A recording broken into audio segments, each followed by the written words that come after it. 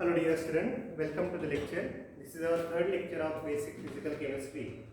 In last two lecture we have discussed the mole concept. We have solved some numerical examples how to calculate the mole of a given substance. Okay, mole is nothing but it is the amount of substance which is exactly equal to the which is having the elementary particle exactly equal to the atoms which are present in the 12 gram of C12 isotope.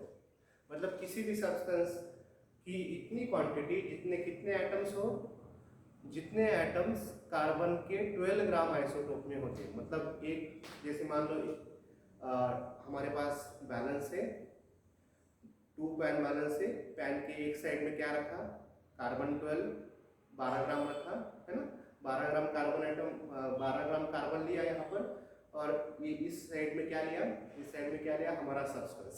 Okay, तो किसी भी चीज का मोल का मतलब होता है substance की उतनी क्वांटिटी जितनी की कार्बन के 12 ग्राम में होती है। ओके, और हमें पता है कि हमें एवोगाड्रो नंबर दिया है, that is Avogadro constant, that is Avogadro constant value we have, that is 6.022 into 10 to the power 23. This is what Na, Avogadro constant. So in this lecture we will continue our discussion. आज हम इस lecture में क्या पढ़ेंगे, आज इस lecture में हम पढ़ेंगे एटम्स की, मॉलिक्यूल की atomic mass and molecular mass कैसे कैलकुलेट की, है ना। शुरू में जब 1961 में 1916 में क्या हुआ, देखो जब एटॉमिक मास की बात चली तब क्या हुआ, शुरू में कोई भी सोफिस्टिकेटेड इंस्ट्रूमेंट नहीं था, तब क्या हुआ कि एटम्स की मास जो है वो रिलेटिव एटॉमिक मास डिफाइन की गई। जो देखते हैं यहाँ पर रिलेटिव एटॉमिक मास होती क्या है, तो मैं यहाँ पर हेडिंग लगाता हूँ रिलेटिव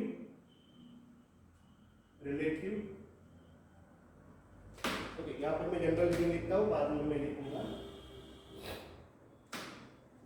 एटॉमिक एंड मॉलिक्यूलर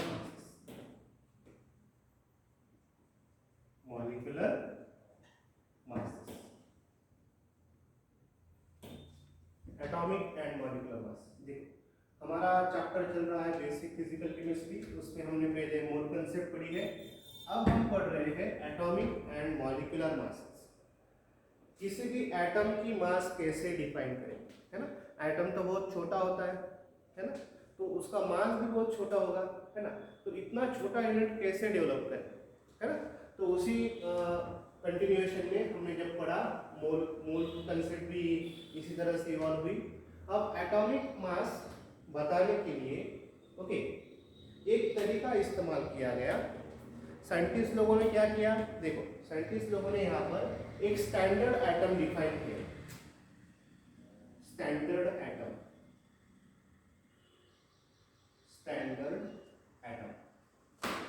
और ये स्टैंडर्ड एटम दूसरा तीसरा कोई नहीं है, वो है कार्बन का C12 आइसोटोप। ओके, ये हो गया स्टैंडर्ड एटम। देखो वंस इट इज स्टैंडर्ड, देखो इसको स्टैंडर्ड मान लिया गया। देखो हम कहते हैं 1 किलोग्राम, 1 किलोग्राम का मतलब क्या है, हमारे पास 1 किलो केजी का वेट है, वो सभी जगह पर स्टैंडर्ड है ना। उसके रिलेटिव हम क्या करते हैं, मेजरमेंट करते हैं, है ना, वी आर मेजरिंग रिलेटिवली। तो इसी तरह से हमारे सारे एटॉमिक मास आज जो पीरियड टेबल में है वो रिलेटिव एटॉमिक मास है, रिलेटिव एटॉमिक मास। तो रिलेटिव एटॉमिक मास क्या है, रिलेटिव एटॉमिक मास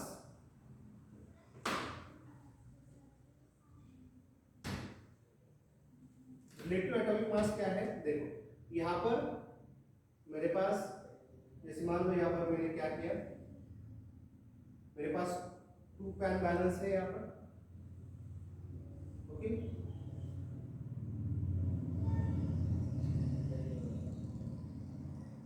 देखो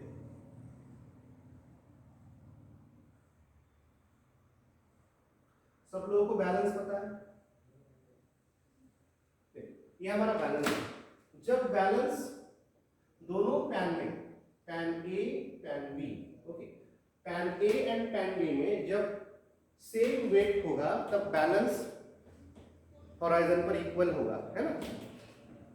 तो बैलेंस कब बैलेंस होगा, ये दोनों पैन कब अलाइन होंगे, ओके, जब दोनों में सेम वेट होगा, है ना। तो पैन ए में हमने क्या रखा, यहाँ पर मैंने रखा C12 आइसोटोप, ओके, और पैन बी में क्या रखा, पैन बी में हमने क्या किया, हमारे पास जो एलिमेंट्स है उनको रखा। हमारे पास बहुत सारे एलिमेंट है ना। तो जो हमारे एलिमेंट है, जैसे मान लो मैंने ऑक्सीजन रखा है ना, O2, मैंने नाइट्रोजन रखा, ओके, मैंने क्या रखा, फिर सोडियम रखा। हम एक एक करके रखते गए और क्या हुआ, we are finding the how much C12 isotope is required to balance our these atoms, okay, है ना। हम बैलेंस करते गए, मतलब क्या हुआ, ऑक्सीजन कितनी टाइम हेवियर है कार्बन से, नाइट्रोजन कितनी टाइम हेवियर है कार्बन से, ओके, सोडियम कितनी टाइम हेवियर है कार्बन से। इसी तरह से हम कंपेयर करते गए, है ना, और हमारे पास रिलेटिव एटॉमिक मास बनते गए। तो रिलेटिव एटॉमिक मास हम कैसे डिफाइन करेंगे, relative atomic mass is defined as, okay, how to define relative atomic mass, it is atomic mass which tells us the atomic mass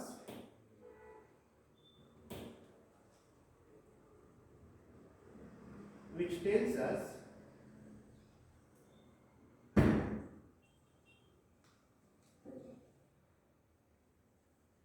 how much time the element is heavier than carbon 12 isotope, मैं इसे लिखता हूँ carbon C12 isotope, okay, मतलब oxygen कितनी time heavier है carbon से, okay, nitrogen कितनी time heavier है कार्बन से, okay, and experimentally it has been found that, okay, experimentally क्या हुआ, ओके, तो यहाँ पर इसका रिप्रेजेंटेशन कैसे करते हैं, देखो, मान लो मैंने ऑक्सीजन लिया, तो ऑक्सीजन कितनी टाइम हेवियर है, oxygen O2 is 1.33 time heavier, 1.33 time heavier than C12 isotope, okay, C12 isotope, मतलब C12 से 1.33 टाइम्स हेवियर है। तो इसको क्या करना पड़ेगा, 1.33 इंटू 12 मल्टीप्लाई करो, है ना, 1.33 इंटू 12 ये आएगा 15 पॉइंट समथिंग, ओके, 15.99। तो हम इसको राउंड अप कर देंगे, राउंड अप करने के बाद ये आएगा 16, है ना, ये आएगा 16। तो इसका मतलब क्या है, ऑक्सीजन का देखो मैंने O2 लिखा है, इसका मतलब ये मॉलिक्यूल है ना। कोई एटम्स मॉलिक्यूल के फॉर्म में एग्जिस्ट करता है नेचर में, कोई एटॉमिक फॉर्म में एग्जिस्ट करता है ना। तो यहाँ पर ऑक्सीजन का एटॉमिक मास 16 है। अब देखो इसको यूनिट जो है ये यूनिट लगेगा एएम। कौन सा यूनिट लगेगा, एएम। एएम का मतलब क्या होता है, एटॉमिक मास यूनिट, देखो अब ये एटॉमिक मास यूनिट होता क्या है, चलो इसको डिफाइन करते हैं। एटॉमिक मास यूनिट ये कंसेप्ट क्या है ना। चलो इसको कॉपी कर लो शुरू में। देखो रिलेटिव एटॉमिक मास का मतलब होता है we are comparing the atoms molecules with the standard atom, that is carbon 12 isotope, okay, and we are finding how much it is heavier than C12 isotope, okay, यहाँ पर देखते हैं।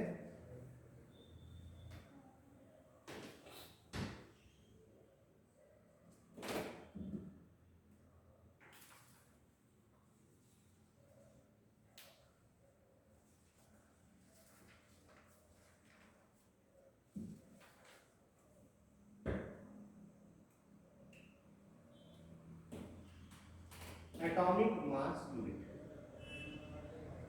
एटॉमिक मास यूनिट, इसे short में बोलते हैं am. Okay, और इसी को क्या बोलते हैं, यू। इसी को यू भी कहा जाता है, that is unified mass. You का मतलब होता है, यू का मतलब क्या है, यूनिफाइड मास, यूनिफाइड मास। ओके, अभी एटॉमिक मास यूनिट कैसे डेवलप हुआ ये हम यहाँ पर डिस्कस करेंगे। देखिए, हम यहाँ पर रिलेटिव एटॉमिक मास की बात कर रहे थे, बराबर है। हमने रिलेट किया, हमने कार्बन को स्टैंडर्ड मान लिया C12, ओके, और उसी के साथ हम बाकी के एलिमेंट कंपेयर कर लेंगे। देखिए, तो कंपेयर करते समय हम कैसे लिखेंगे, हम ऐसे लिखते हैं,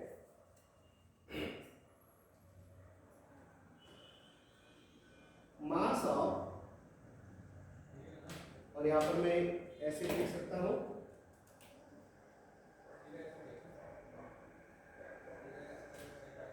relative mass of, relative atomic mass of nitrogen is equal to, it is 14 times into 1/12, okay, into mass of one carbon atom, one carbon atom of C12 isotope, okay. Relative atomic mass of nitrogen is equal to, it is 14 into 1/12 into mass of one carbon atom. देखो, हमें क्या करना पड़ेगा, यहाँ पर हम define कर रहे हैं एटॉमिक मास। देखो, रिलेटिव एटॉमिक मास करने के लिए, कैलकुलेट करने के लिए हम क्या कर रहे हैं, हम कंपेयर कर रहे हैं, है ना, कंपेयर कर रहे हैं किसी भी एटम की मास को कार्बन के मास से कंपेयर कर रहे हैं, है ना। तो उसको क्या करना पड़ेगा, मल्टीप्लाई करना पड़ेगा। ओके, ये 1/12 किसी का भी अगर हमने रिलेटिव एटॉमिक मास निकालना है तो उसको 1/12 से मल्टीप्लाई कर दो। ओके, देखिए और कुछ एग्जांपल लेते हैं। अगर मैंने यहाँ पर सोडियम की बात की, if I am talking about the sodium, तो relative atomic mass of sodium, relative atomic mass of sodium, it is 23 into 1/12 into mass of one carbon atom, C atom of C12 isotope, okay. इसी तरह से अगर मैंने कहा कि मेरे पास क्या है, ऑक्सीजन है, mass of oxygen is equal to, अभी हमने देखा कि ऑक्सीजन का रिलेटिव एटॉमिक मास 16 टाइम्स है, 16 times heavier than the carbon atom, that is 1/12 into mass of one carbon atom of C12 isotope, okay. देखो, यहाँ पर मुझे रिलेटिव एटॉमिक मास बताने के लिए हर बार क्या करना पड़ रहा है, हम कंपेयर कर रहे हैं और लिखना पड़ रहा है कि it is 1/12 into mass of one carbon atom, 1/12 into mass of carbon atom, 1/12। देखो ये टर्म तो कॉमन हो गई, ये चीज हमें हमेशा बार बार आ रही है, 1/12 into mass of one carbon atom, ये चीज कैसे आ रही है, बार बार आ रही है ना। तो क्या होगा, देखो यहाँ पर क्या होता है, इस कांस्टेंट चीज को हमने यूनिट बना दिया। इसको क्या बना दिया? इसको यूनिट बना दिया। कैसा यूनिट बना दिया? इसी को कहा जाता है 1 AMU। बस यही होता है AMU। AMU का मतलब क्या है? Atomic mass unit. Atomic mass, इसको हमने यूनिट बना लिया। 1/12 into mass of 1 carbon atom is equal to AMU, है ना। तो कैसे लिखेंगे हम यहाँ पर? अगर मैं लिखना चाहूं,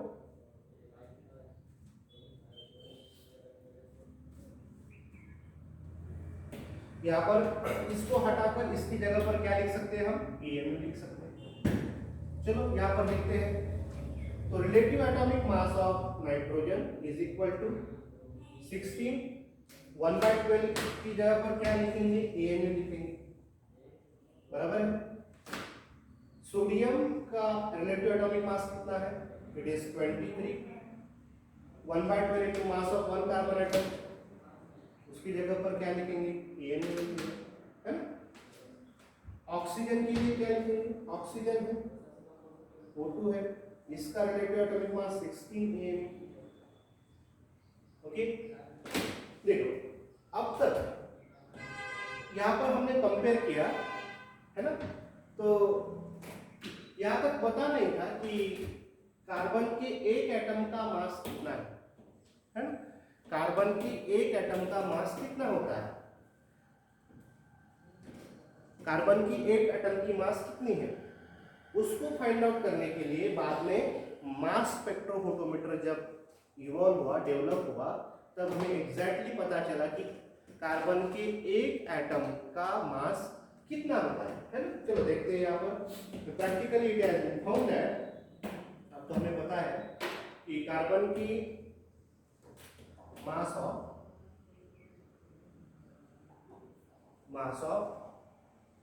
1 कार्बन एटम C12, यहाँ पर इसको मिटा देता हूँ, एक बार लिख लो, फ्रेश लिखेंगे यहाँ पर। Take the screenshot.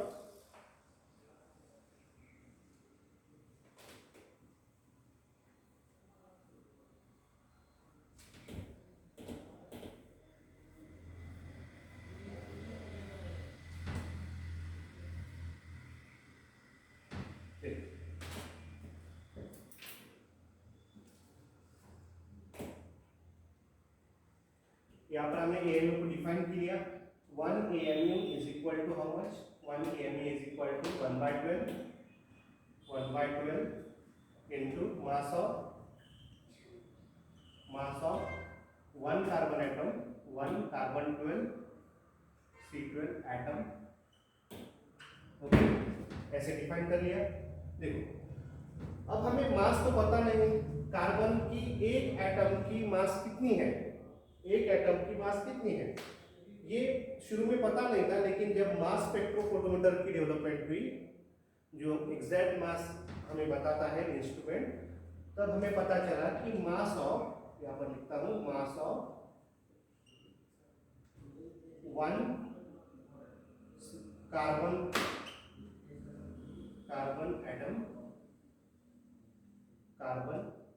Atom in bracket it is C12 carbon isotop is equal to 1.66 into 10 to the power minus 24 gram.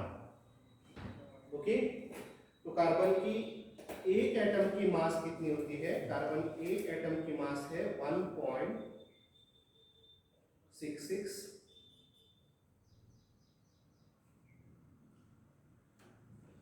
it is 1.99, not 66, 1.99 into 10 to the power minus 23 ग्राम,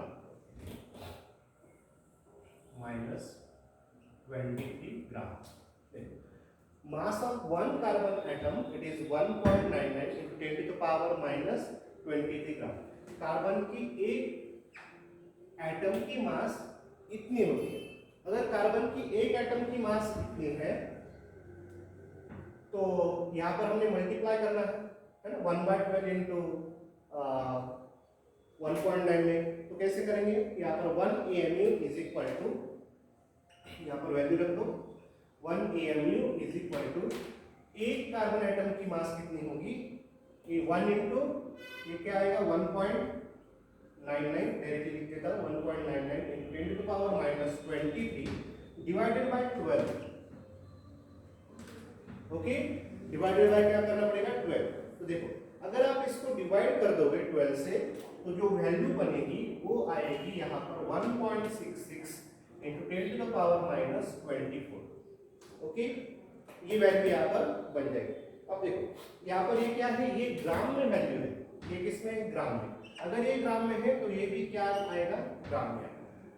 इसका मतलब क्या है, इसका मतलब ये है 1 AMU is equal to 1.66 into 10 to the power minus 24 gram. Okay, or we can say which is exactly equal to 1 by Na, which is exactly equal to 1 by Na. Okay, और ये Na क्या है, Na का मतलब हमें पता है Avogadro number. Avogadro number देखो आप करके देख सकते हो, यहाँ पर 1 डिवाइडेड बाय एवोगाड्रो कांस्टेंट रख दो। एवोगाड्रो की वैल्यू क्या होती है 1.66, सॉरी एवोगाड्रो कांस्टेंट की वैल्यू क्या होती है, it is 6.0। Avogadro constant that is 6.023 in 10 to the power 23। Okay, ये होगा हमारा एवोगाड्रो नंबर।